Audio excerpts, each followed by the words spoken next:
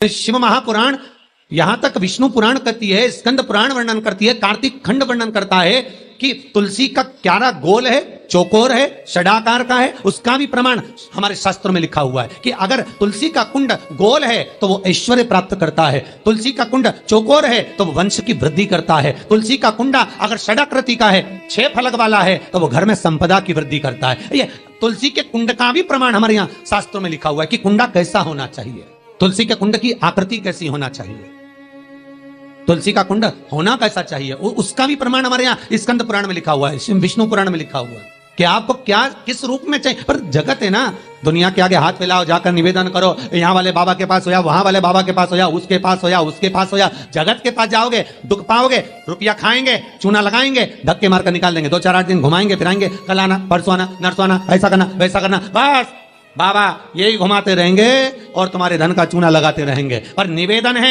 इनसे बचकर शिव की शरण में जाकर भगवान शास्त्र में जो लिखा है उसके अनुसार हम क्यों ना कर्म करें जिसका फल हम पा जाएं, हम क्यों ना ऐसा कर्म करें जिसके फल को हम पा सकें, हम क्यों भ्रमित हों।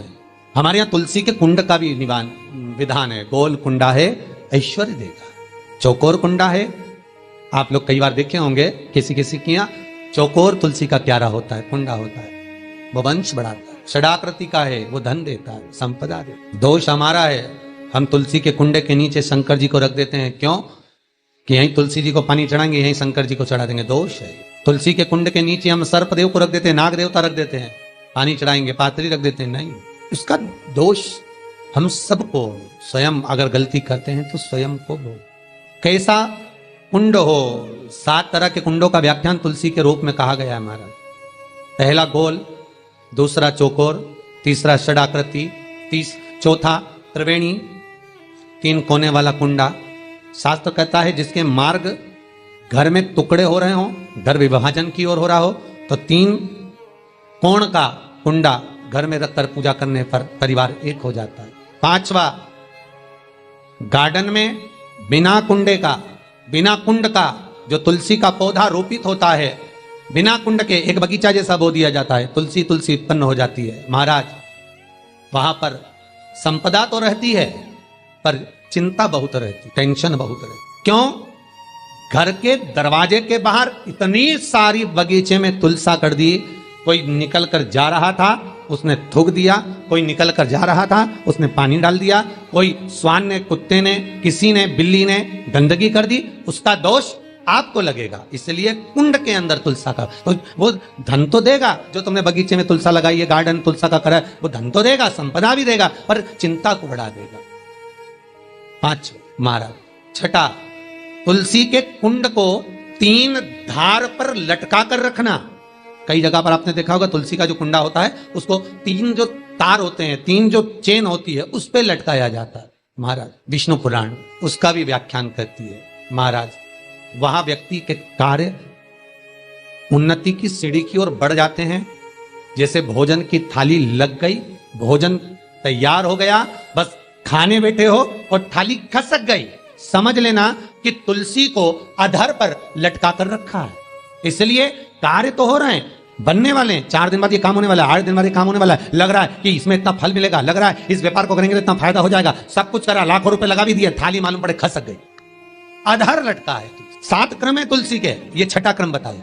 तुलसी का 7वां क्रम, तुलसी का 7वां क्रम है। महाराज तुलसी का कुंडा जैसा घर के आंगन में है, तुलसी का कुंड जैसे घर के आंगन में विराज रहा है, ऐसा ही छोटा सा कुंड भगवान के लिए रोपित करें।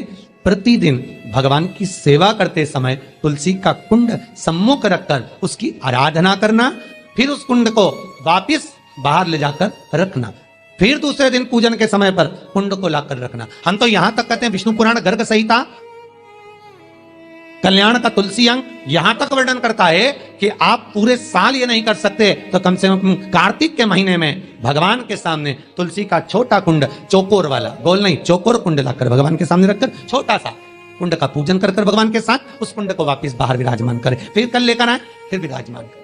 आप पूरे साल नहीं कर सकते तो 1 महीना, उसका फल 1000 गुना प्राप्त होता है।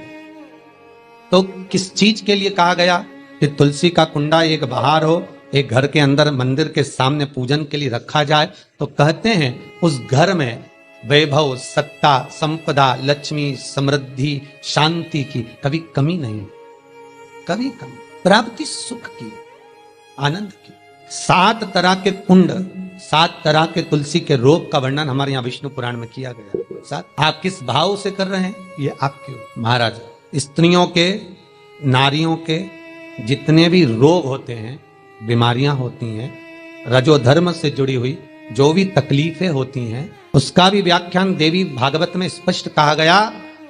गुलर का फूल अर्थात जो देवी जी को, माता जी को जो घंटी वाला फूल चढ़ता है लाल कलर का, गुलर का फूल, माता के चरणों को छुआकर, तुलसी के पौधे का स्पर्श कराकर जो नारी को रजोधर्म से जुड़ी हुई परेशानियां होती हैं, उसके अंतर्गत वो फूल तुलसी का पौधा दिखाते हुए खिला दिया जाता है तो 3 दिन में, उसको 2 दिन में आराम लग जाता है। 2 या 3 दिन में हमारा तो शास्त्र कह रहा है आराधना में आप हाथ की माला, कर की माला ना भी रखें तो घट की माला, तुलसी की माला, रुद्राक्ष की माला आपके कंठ में होगी तो 21,600 श्वास जो मनुष्य के शरीर से प्रतिदिन निकल रही है, 21,600 श्वास जो मानव के शरीर से प्रतिदिन निकल रही है, उस श्वास के बल पर आपकी घट की जिह्वा से वो मंत्र जाप हो जाएगा, उसका पुण्य आपके खाते में। तुम्हारे गले में जो तुलसी की माला हो, तुम्हारे गले में जो रुद्राक्ष की माला हो, उसमें मन के 108 होना चाहिए या 108 से भी ज्यादा होना चाहिए। कम मनके की माला मत पहना गले में, बारीक बारीक मनके की कर लो, छोटे से छोटे मनके की कर लो, 100 से भी ज्यादा हो, 108 से भी ज्यादा हो। क्यों?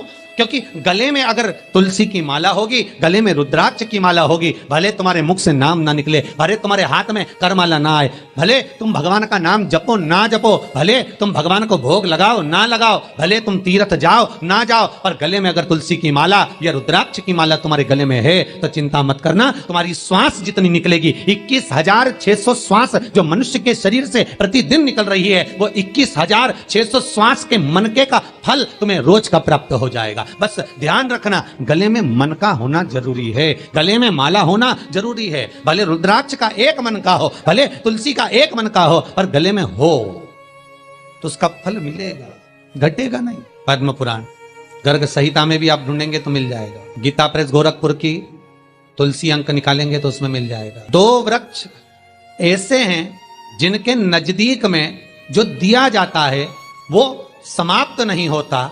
एक आंवले का वृक्ष, दूसरा तुलसी का पौधा, जहां समाप्त नहीं होता। अगर आपको ये वीडियो पसंद आई है तो आप वीडियो को लाइक जरूर कर दें, चैनल को सब्सक्राइब करके जरूर रख लें। पंडित प्रदीप मिश्रा जी अपनी जो कथा में उपाय बताते हैं वही उपाय आप तक पहुंचाए जाते हैं।